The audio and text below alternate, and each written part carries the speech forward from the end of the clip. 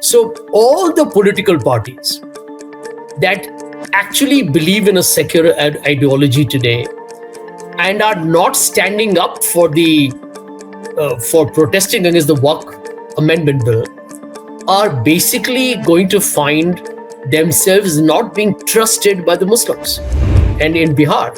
So I would say that at the moment, if the situation gets from bad to worse, is there a possibility of the JDU pulling out of the NDA government at the center and taking a call as to kind of reconstituting itself for the assembly elections by going back to the Mahagathbandhan? All these possibilities are on the table. What is happening in Bihar is what I would call as a collateral gains, because now a Chandrababu Naidu and a Nitish Kumar's party are all, frankly speaking, got both their feet on two separate banana peels. Already you can see what's happening to the JDU in Bihar. These are prominent leaders, by the way. And while at the moment there are Muslim leaders who have quit, trust me, there are many other leaders within these parties who have been successful, or they have won elections because they have appeared to be both, they have definitely not appeared to be playing a religious card. To my mind, it's going to put Chandrababu Naidu straight away on a real, kind of a tricky terrain. Because if the JDU were to implode, which in any case, a lot of people are expecting the party to wither away after the Bihar elections, it will make it extremely difficult for Chandrababu Naidu, although he's a master of the kind of politics that he plays, kind of running with the head and hunting with the hounds kind of game plan, that it will not be easy, because these are questions that people are going to ask. And I think if you look at the JDU and the TDP's role here, I mean, they have come out as blatantly opportunistic. And I'm a little surprised, to be honest, because they are both essentially regional parties. Does that? I'm very interested to see what Ajit Pawar's NCP has to say as well. Because let me tell you, these are all parties that depend a lot on a cross-section of voters, not just primarily Hindu voters. Hello and a warm welcome to HW News Network, your one-stop show, truth be told, for some engaging and thought-provoking conversations.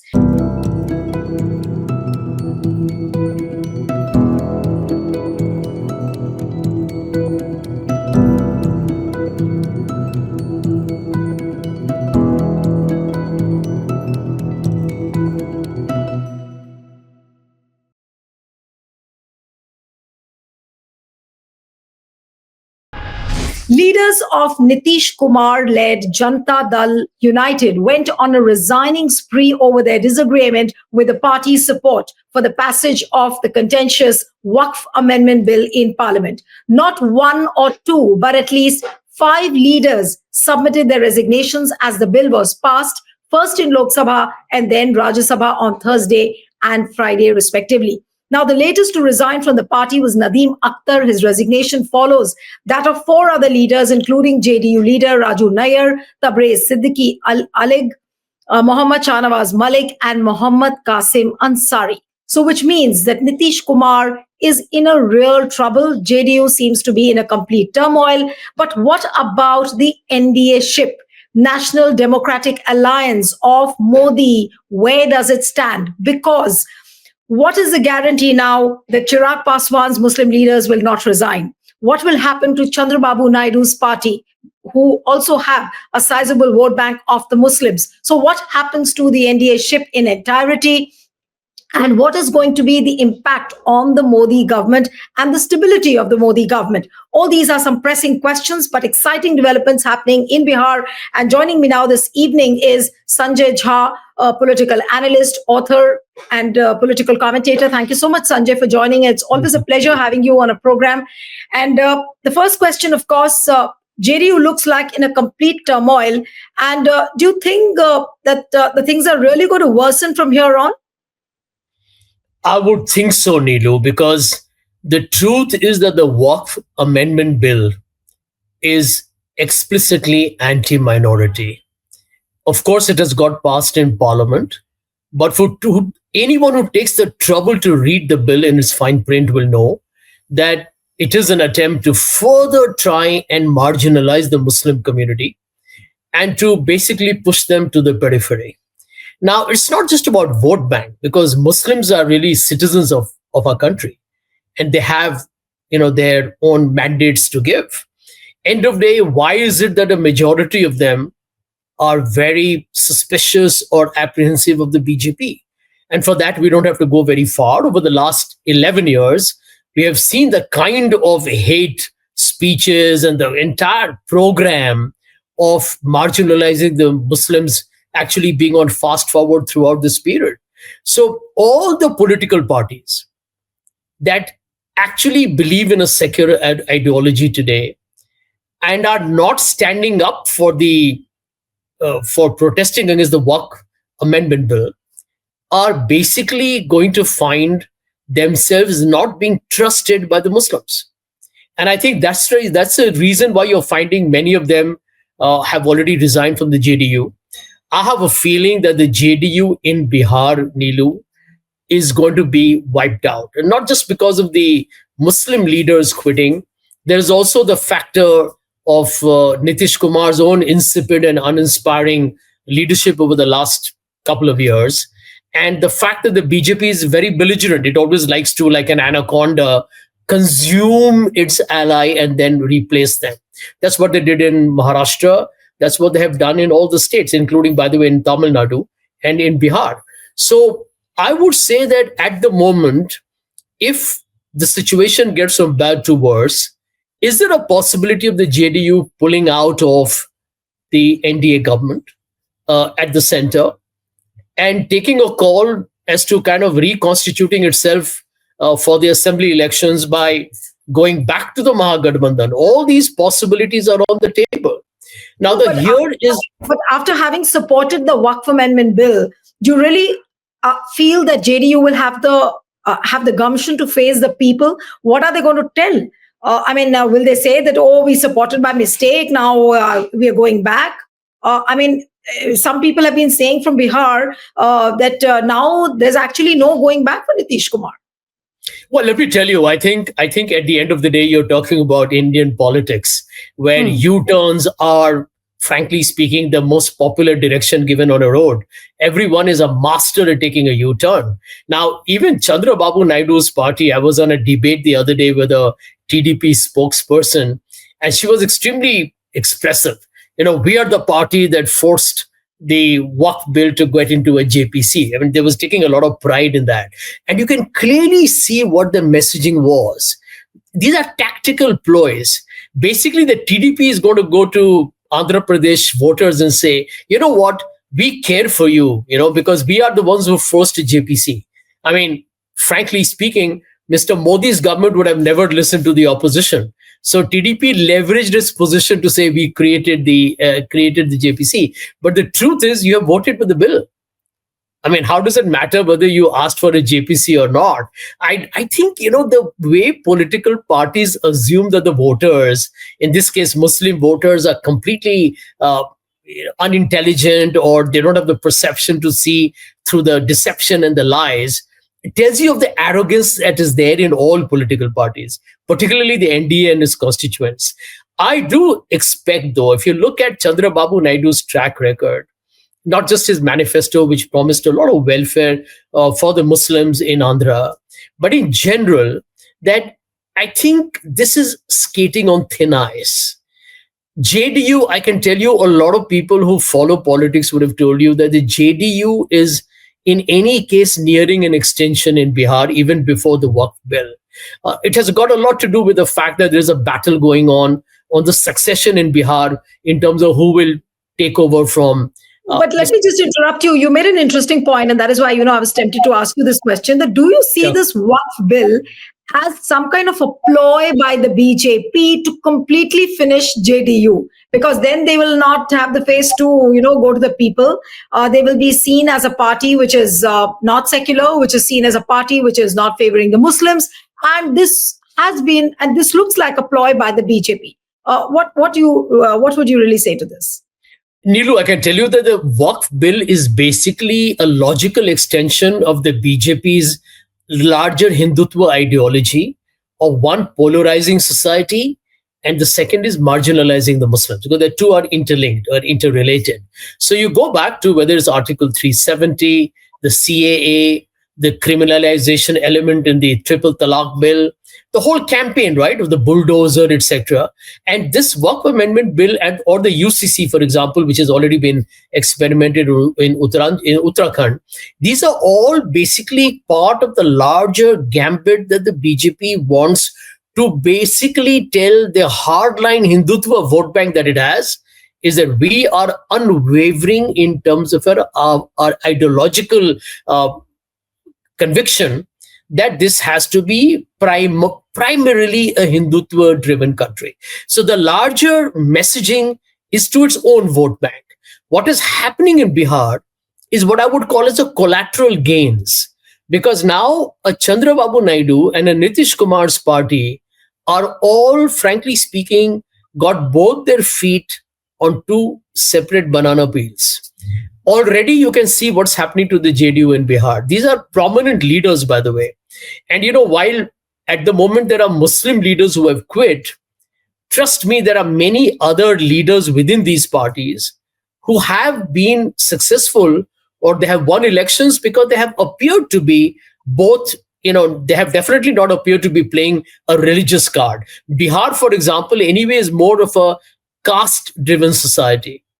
If you look at, the EBCs are 36%, the OBCs are around 27%, Dalits are 20%, etc. So they around 85%, including the Adivasis, is the basic population. So there, it's not so much about this hard, the Hindutva politics of the BJP. It has never worked in Bihar. Now, I think, to my mind, it's going to put Chandrababu Naidu straight away on a real, kind of a tricky terrain. Because if the JDU were to implode, which in any case, a lot of people are expecting the party to wither away after the Bihar elections, it will make it extremely difficult for Chandrababu Naidu, although he's a master of the kind of politics that he plays, kind of running with the head and hunting with the hounds kind of game plan, that it will not be easy, because these are questions that people are going to ask. I'm hoping that the opposition in Andhra Pradesh actually now questions Chandrababu Naidu's own duplicitous game here, or his own parties, because they keep saying we are doing this in the national interest. But anybody who's read the Waqf Bill will tell you that this is an attempt to try and make the Muslim community feel a lot more insecure about what were considered to be their historical assets. No, but now I was looking at social media where people have been commenting, and that's purely source based, saying that now there is a Muslim MLA who is all set to resign from Jayant Chaudhary's party, that is Rashtriya Lok Dal. Now, what is it? Are we going to see some kind of a trickle down effect on various NDA allies? Now, say, for example, what is happening in JDU could have a ripple effect on Chandrababu Naidu's party, on Chirag Paswan's party, on Jayant Chaudhary's party. So do you see that happening, and this could be a probability?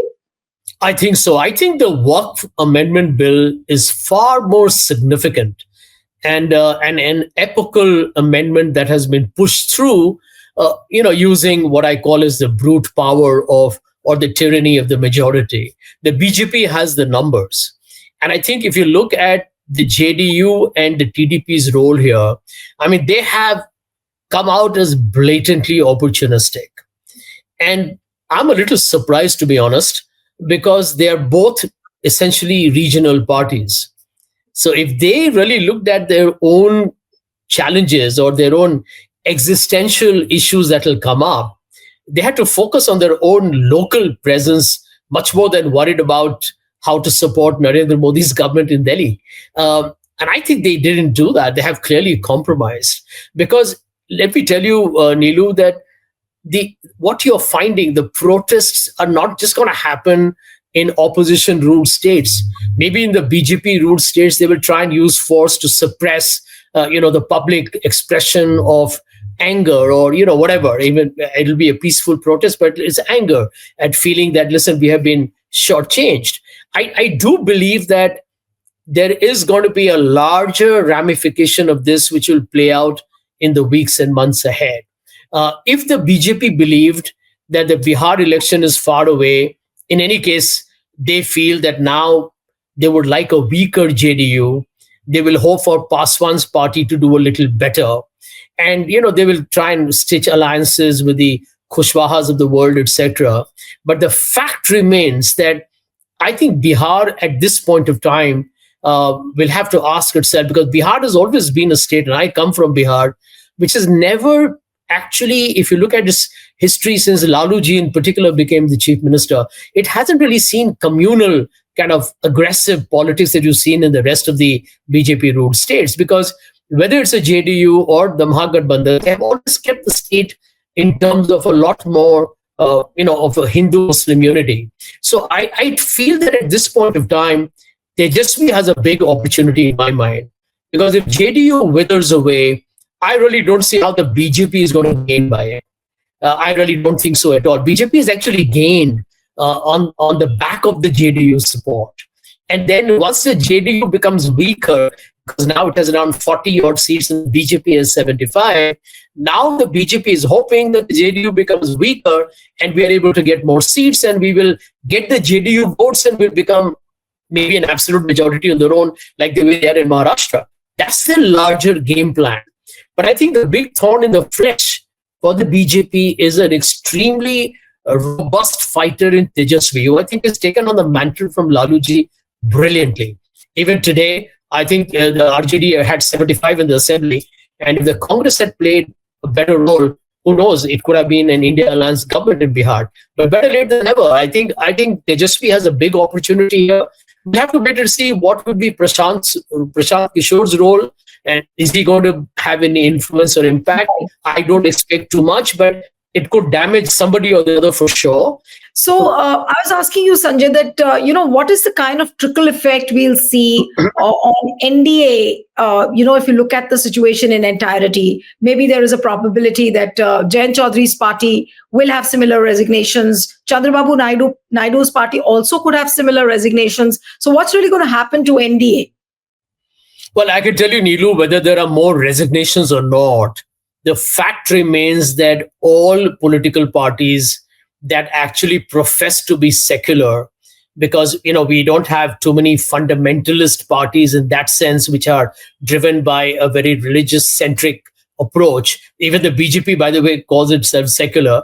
But here is the point, that they will struggle to convince the minority voters that they truly stand by them, because it's not just about the Muslims, because all minorities will believe that these political parties are willing to make compromises for the sake of either political power or for their own survival. And I just feel that both the TDP and the JDU have taken a mammoth risk, because their base is a lot wider and not as narrowly driven in terms of the way BJP approaches its politics.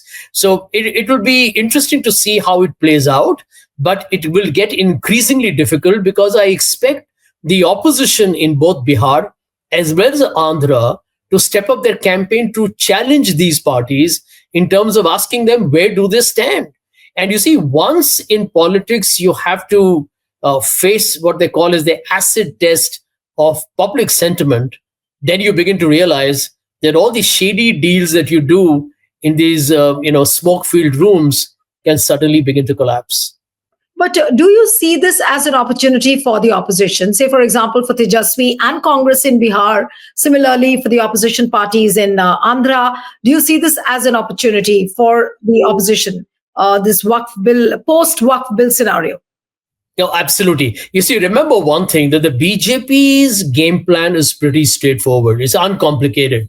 You see, why do you think the BJP is still not going to worry?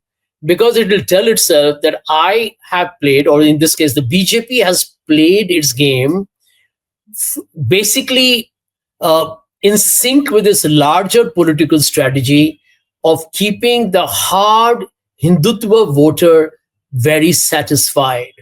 That we are uncompromising in taking decisions that even if it results in further marginalization of the Muslims, we will do so blatantly, we'll pass laws, and we are sending out a message that we are committed to the larger game plan of creating a Hindu Rashtra, which, if you ask me frankly, unofficially already exists in a great number of ways. If you look at, the other day, Mr. Modi praising the RSS, calling it literally like the architect of India, what is the message that he's sending, right? So I think there is a clear game plan. The BJP is proceeding exactly the way it wants to.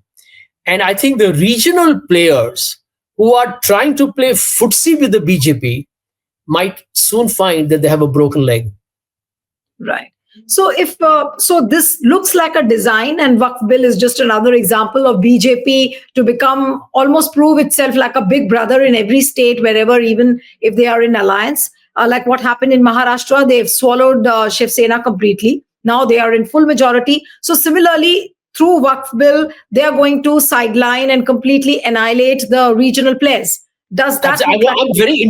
I'm very interested to see what Ajit Pawar's NCP has to say as well.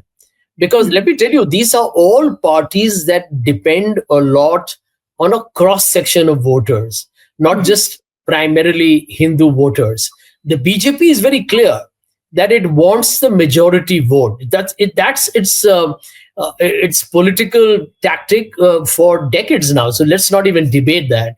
But all other political parties are not so narrowly defined. They're not as provincial because they have a wider voter base, and Muslims are very critical, as are other minorities. So I'm interested to see how does JDU kind of handle this problem, because the elections are close and the Waqf Bill is likely to be in the minds of the people. I definitely see that the JDU is going to be under tremendous pressure. And given the fact that there are already succession battles happening there, I think the Bihar election is totally up for grabs and opens the door for the India Alliance. The TDP will have to be watched, because I think Naidu is just one power. And frankly, does he need the BJP in the state? He doesn't. So the fundamental question is, can they pull the rug? Of course they can. I mean, don't forget that Mr. Naidu was creating the opposition alliance not too long ago, right? He was trying to basically spearhead the campaign. Their party called Mr. Modi a terrorist or a big threat to democracy. So can he go back to that line? Of course he can. I can tell you there is no love lost between them. And the TDP is gaining nothing by being in the central government. And whatever gains they need in terms of central support, they have received, or they can always get it from a new government as well. So I think bottom line, the situation has become fluid. I think the BJP in its political hubris, this is what I call as the arrogance of power, is going railroading the minorities and believes this is our time to kind of, maybe this is their whole agenda this is the RSS's 100th year, right? If I'm not mistaken, it's the 100th year of the RSS. So they would love to create all kinds of, hype and hoopla over their commitment to the larger Hindutva ideology. And the Waqf Bill is part of that larger, the menu that they want to create. But it will come with a political consequence. I think the Muslims today, if they're legitimately angry, or they're feeling like they have been betrayed, they have not been consulted, the way the JPC was treated was completely shambolic. I think they have every reason to feel worried.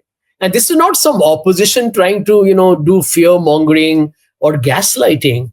I mean, there are 200 million Muslims in our country. If they are protesting today, why would they protest if the Waqf Bill was in their favor? A common sense question that nobody asks. If something is in your favor, why will you protest? Why would you do that?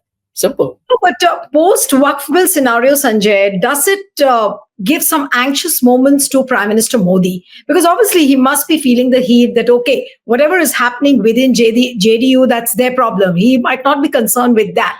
But then one thing which might worry Prime Minister Modi and the entire BJP is that what if Chandrababu Naidu pulls the rug? What if Chirag Paswan is not by their side? what if, though they are looking for newer partners like AIADMK, they are already in process of alluring them, and there might be another alliance. But would this development not give anxious moments to Modi? I think he should be worried at the moment. I'll tell you why, because they've jumped the gun. Um, Yeah. think about it. It will worry the JDS in Karnataka.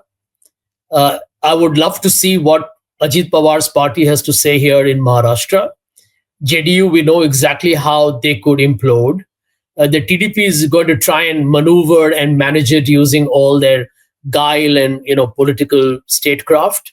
But the truth is, and in fact, even Jain Chaudhary's party is going to have a lot to worry about, which brings you to the core point, Neelu, that the BJP believes that end of day, if they push a legislation, it is now mandatory, and therefore now politically everyone has to accept it. They forget that no matter how weak we are as a democracy, people are still going to protest. They will still ask you questions. And the voter, even in a highly dubious environment of not very transparent voting, is going to vote. And all the allies of the BJP today, NCP, Jain Chaudhary, JDU, TDP, they're all critical to them. Remember, the BJP is at the moment part of a coalition government. So if the JDU tomorrow were to back up, or the TDP decides finally that, listen, this might happen to us, and they will, I'm sure, be talking to their leaders internally to find out what their sentiment is. But if tomorrow Naidu believes that this could, kind of escalate into a serious problem for him, can anybody predict that he's going to be with the NDA for sure? Not at all. Not at all. This is politics. This is politics. Remember that Naidu's main goal at the moment would be to be re-elected as a chief minister when the next elections happen, and for that, I don't think he can afford to give any leeway to his opponents. And it's a question now for the opposition in Andhra, which, by the way, should include the Congress. This is a chance for the Congress to resurrect itself, not just because it's Muslims, but to use this sentiment of the fact that you have a government in power that is playing religious politics. Don't forget that what happened with the Tirupati temple, etc., are all part of Naidu playing very much the BJP kind of religious cards. So at this point of time, the opposition in both Bihar and Andhra should step up, and I think the BJP's allies will be not just worried and anxious; they will be paranoid.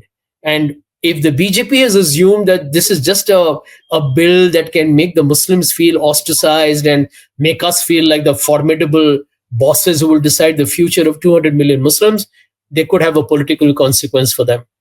No, in fact, this reminds me of Akhilesh Yadav's statement, what he made in Lok Sabha. He said that Waqf Bill could prove BJP's Waterloo.